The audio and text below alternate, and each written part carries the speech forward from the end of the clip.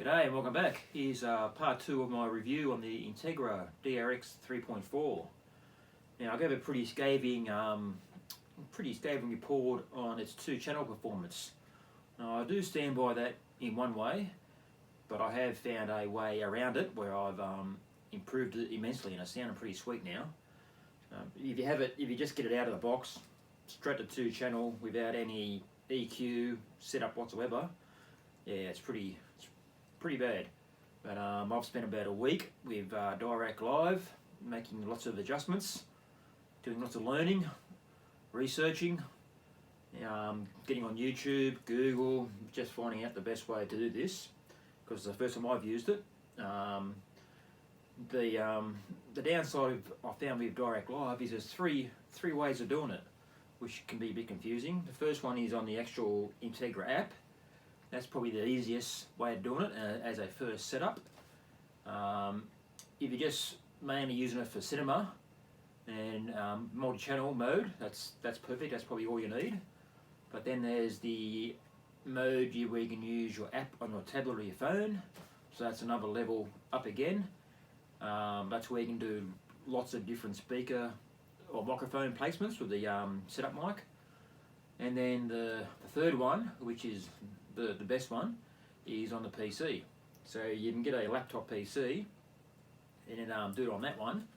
That's where you can do a lot of fine adjustments, and that's the major benefit there is you can group the speakers together. So for example, you can get your front 2 speakers in a group, and then you can adjust the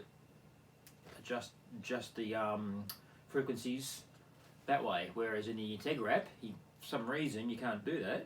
Unless I miss something, please please answer the question in the comments below if you know. But you only do speakers individually, so you only do the left front, adjust it up and down, the right front, and it's hard to get an exact match or make them the same. So in that regards, especially when you want to really fine tune it for 2-channel, recommend using the PC.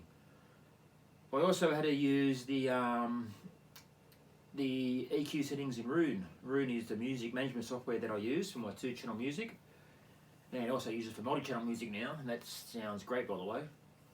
So for Roon, I just had to tame the front speakers down a bit, especially in the highs. That's where I was getting a bit of that distortion sound, where I'll explain later on how I was getting that, because my setup is very different. I do understand that, so a lot of people out there wouldn't have the same sort of setup that I have, where I've got my front 2 speakers. Their sensitivity is very low, around the 85, 86 dB, where my surround left, right and my center speaker are very high. They're around 99 dB. So that is what the issue I was having is when DRX Live was setting the speaker levels, when you get that pink noise going around the room, it'll start with a front speaker, so it'll be set at a, say, 0 level, and that will be a comfortable sound. But when it hits the center speaker, which is the 99 dB, just goes up through the roof and blows your ears off. So that's where DRX Live tries to bring the left and right channels up to meet the center and the surrounds. And the problem is that that's where I was getting distortion on the front, left and right, because it was just bringing those internal levels up on the AVR up to +12s and keeping the surrounds and center down to about +2 or 3. So the trick was to bring those levels right down on the higher efficiency speakers, and then try to get the front lefts matching that. So that's been the challenge. It's such a mismatch with the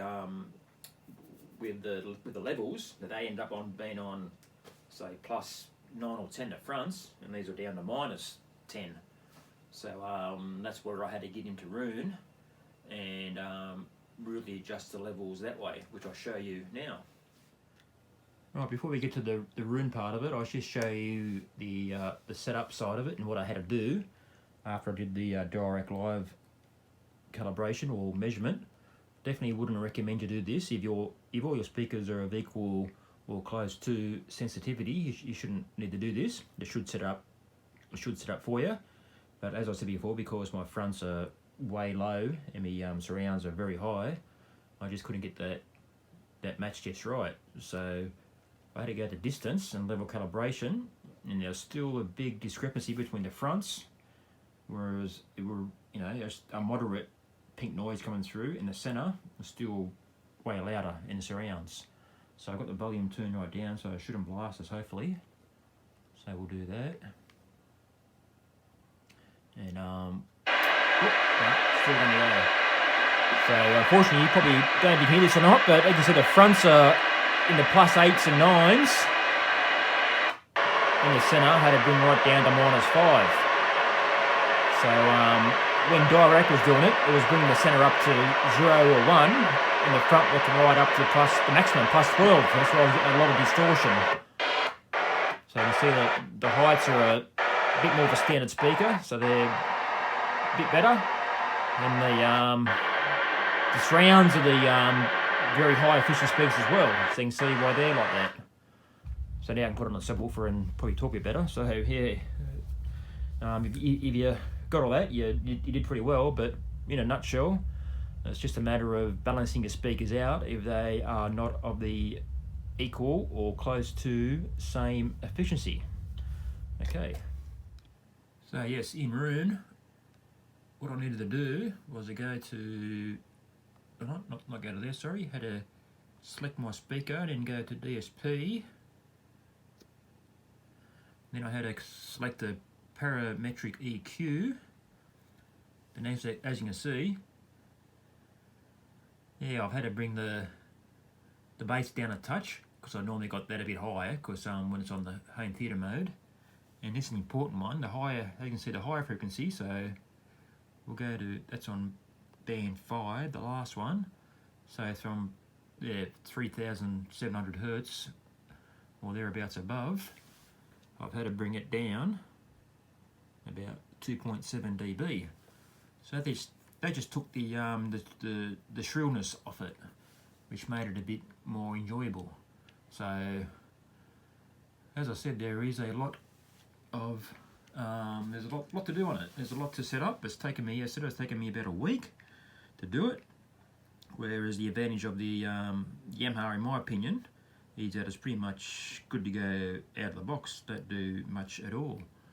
But if you do like to tinker and really get into this sort of stuff, it is worth it.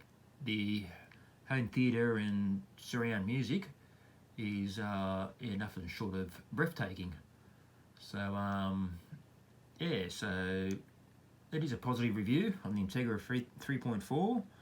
I would definitely recommend it, but just please note you do have to take some time to really get it right. So hope you enjoyed this video. Please comment below, subscribe to my channel, and I'll see you soon.